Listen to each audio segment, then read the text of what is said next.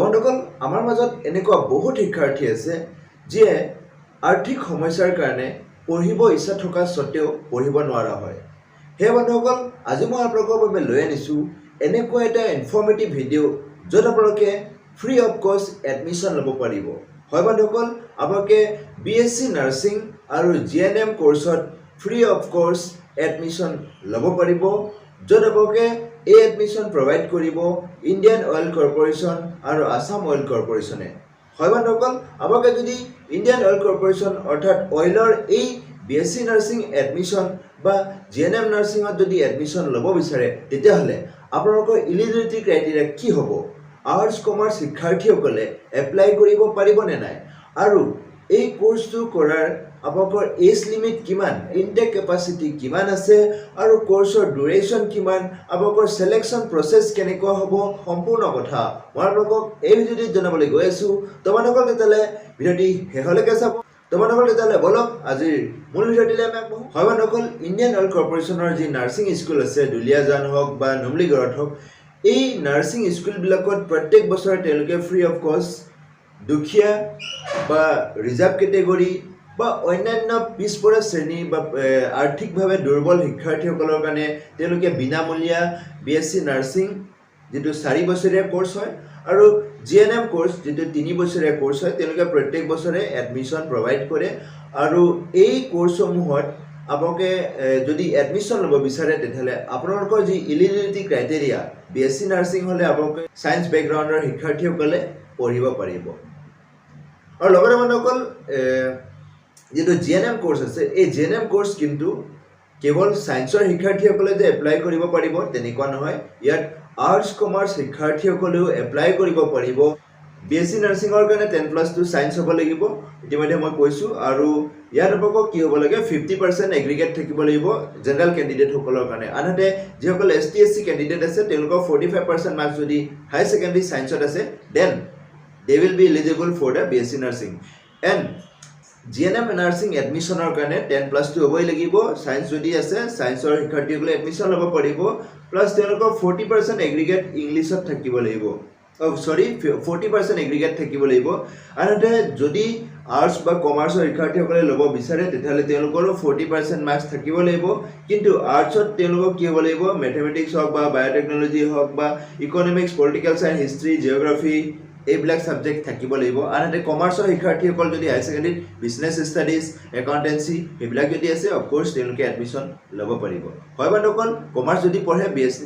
Business studies, একাউণ্টেঞ্চিটো থাকিবই, আৰু আৰ্টছত যদি পঢ়িছে পলিটিকেল সায়েন্স, ইকনমিক্স বা জিঅ'গ্ৰাফি, হিষ্ট্ৰী এই চাৰিটাৰ ভিতৰত যিকোনো এটা সাবজেক্ট থাকিবই। সেয়ে আৰ্টছ আৰু কমাৰ্চ শিক্ষাৰ্থীসকলেও এই কোৰ্সটোত এডমিশ্যন ল'ব পাৰিব। তোমালোকৰ ইয়াৰ ইনটেক কেপাচিটি যদি আমি চাবলৈ যাওঁ তেতিয়াহ'লে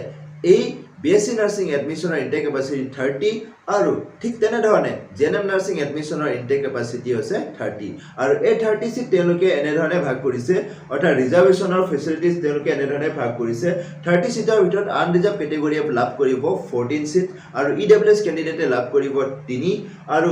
SC কেণ্ডিডেটে লাভ কৰিব 2টা, আৰু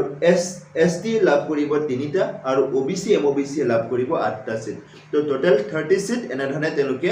ৰিজাৰ্ভেশ্যন ফেচিলিটিজ প্ৰভাইড কৰিব বা ডিষ্ট্ৰিবিউশ্যনসমূহ এনেধৰণে প্ৰভাইড কৰিব। তো কোৰ্সৰ ডিউৰেশ্যন মই আপোনালোকক জনাইছো, BSc নাৰ্ছিং হ'লে 4 বছৰীয়া কোৰ্স, আনহাতে GNM নাৰ্ছিং 3 বছৰীয়া কোৰ্স, আৰু এইটো আপোনালোকৰ যিটো হ'ব ইণ্ডিয়ান নাৰ্ছিং যিটো কাউন্সিল আছে তাৰ দ্বাৰা এইটো এফিলিয়েটেড হয়। আৰু লগতে এই যিটো কোৰ্স এই কোৰ্সটো যদি আপোনালোকে কৰিব বিচাৰে তেতিয়াহ'লে আপোনালোকৰ এজ লিমিট কি হ'ব লাগিব, এজ লিমিটটো মই আপোনালোকক জনাই দিছো। এজ লিমিটটো 17 ইয়াৰ্ছ মিনিমাম এজ থাকিব লাগিব, আৰু সেইটো হ'ব আপোনালোকৰ 31/12/2024 17 ইয়াৰ্ছ কমপ্লিট হ'ব লাগিব। আপাৰ এজ লিমিট যিটো হৈছে সেইটো 35 ইয়াৰ্ছ আপাৰ এজ লিমিট আছে। আৰু আপোনালোকে কি কৰিব লাগিছে মাৰ্কশ্বিট আৰু চাৰ্টিফিকেট যিটো বা আপোনালোকৰ HS বা হাই সেকেন্ডাৰীত বা HSLC যিটো এডমিট কাৰ্ডৰ যিটো ডেট অফ বাৰ্থ আছে সেইটো মতে তেওঁলোকে এজটো বা গণ্য কৰাব বুলি কৈছে।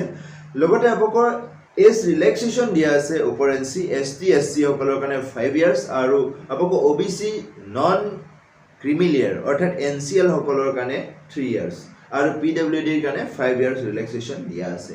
আৰু ইয়াৰ উপৰিও বন্ধুসকল এই কোৰ্সটোৰ সুবিধা আৰু এটা আছে কি আপোকে যদি ফ্ৰী অফ কষ্ট এডমিশন ললে আপোকে তাত পঢ়িলে হোস্টেলত থাকিলে হোস্টেলত থকাৰ সময়টো আপোকে বা পঢ়ি থকা সময়টো আপোকে মাহিলি কিবা টকা আপোকে আহি কিবা এটা টকা লাভ কৰিব আৰু সেই টকাটো তেওঁলোকে ইয়াত মেনশন কৰিছে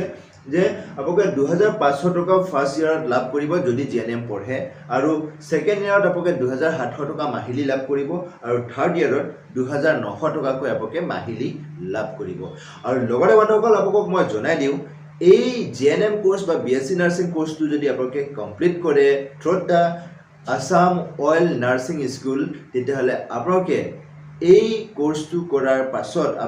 এবছৰ আপোকে ইন্টাৰ্নশিপ হিচাপে কাম কৰিব লাগিব আসাম অইল কৰ্পোৰেচনৰ যিবিলাক নাৰ্সিং স্কুল আছে তাত আপোকে এবছৰ খাটিব লাগিব আৰু উপৰঞ্চি যদি আপোকে সেই স্কুলখনত বা সেই নাৰ্সিঙত আপোকে যদি মন বহিছে কৰিবলৈ মন গৈছে তেতিয়াহলে আপোকে আপ টু 2 ইয়াৰ্স এক্সপান্ড কৰিব পাৰিব বা এক্সটেন্ড কৰিব পাৰিব বুলি কৈছে ইয়াত আৰু আপোকে এপ্লাই কেনেকৈ কৰিব বা এপ্লাইৰ যি ডেট বিলাক ইম্পৰ্টেন্ট ডেট যদি আমি চাবলৈ যাওঁ তেতিয়াহলে বিএসসি নাৰ্সিঙৰ যি এপ্লাই প্ৰক্ৰিয়া ইতিমধ্যে আৰম্ভ হৈ গৈছে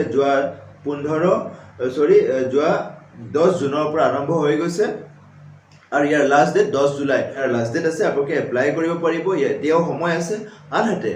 তেওঁলোকে এই 10 জুলাই তাৰিখৰ পাছত 20 জুলাই তাৰিখে তেওঁলোকে ৰিজাল্টটো পাবলিশ কৰিব সিলেকশন তেওঁলোকে নিজাববীয়াকৈ সিলেক্ট কৰিব যেটো আপোকে এপ্লাই কৰাৰ বেচিছত তেওঁলোকে সিলেকশন কৰিব আৰু ৰিজাল্ট তেওঁলোকে 20 জুলাই তাৰিখে পাবলিশ কৰিব আৰু উইদিন 5 ডেজ তেওঁলোকে ডকুমেন্ট সমূহ ভেৰিফিকেশন কৰিব এডমিশনৰ প্ৰসেস সমূহ কমপ্লিট কৰিব তেওঁলোকে এটা লিষ্ট পাবলিশ কৰিব যিসকল সিলেক্টেড হ'ব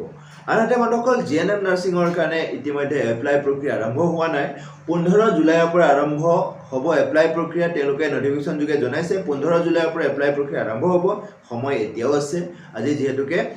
15 জুলাই হোৱাগৈ নাই আৰু আপোকে অহা 15 আগষ্ট পৰ্যন্ত এই কোৰ্সটোৰ কাৰণে এপ্লাই কৰিব পাৰিব লগতে তেওঁলোকে অহা 25 আগষ্ট তাৰিখে ৰিজাল্টটো পাবলিশ কৰিব আৰু উইদিন 5 ডেজ সেম তেওঁলোকে এডমিশনসমূহ কন্টাক্ট কৰিব তো এনে ধৰণে আপোকে এই জিএনএম নাৰ্সিং কোৰ্সসমূহত আপোকে এপ্লাই কৰিব পাৰিব তো ইয়াত মই সিলেকশন প্ৰসেসটোৰ কথা জনাই দিওঁ সিলেকশন প্ৰসেসটো তেওঁলোকে ইয়াত কৈছে যে only female candidates are eligible for admission candidates shall have to apply online with GNM entrance exam roll number and with total marks obtained in GNM WE 2024 আৰু যিসকলে GNM কোৰ্স বা GNM ৰ entrance exam দিছে তেওঁলোকৰ score কাৰ্ডৰ জৰিয়তে ইয়াত apply কৰিব পাৰিব আৰু যিসকল বিএসসি নাৰ্সিঙত এপ্লাই কৰিম বুলি ভাবিছে তেওঁলোকে কি কৰিব লাগিব ইয়াত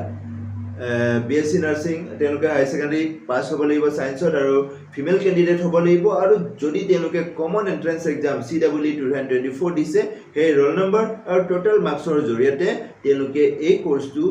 এপ্লাই কৰিব পাৰিব তেওঁলোকে সিটটো ল'ব পাৰিব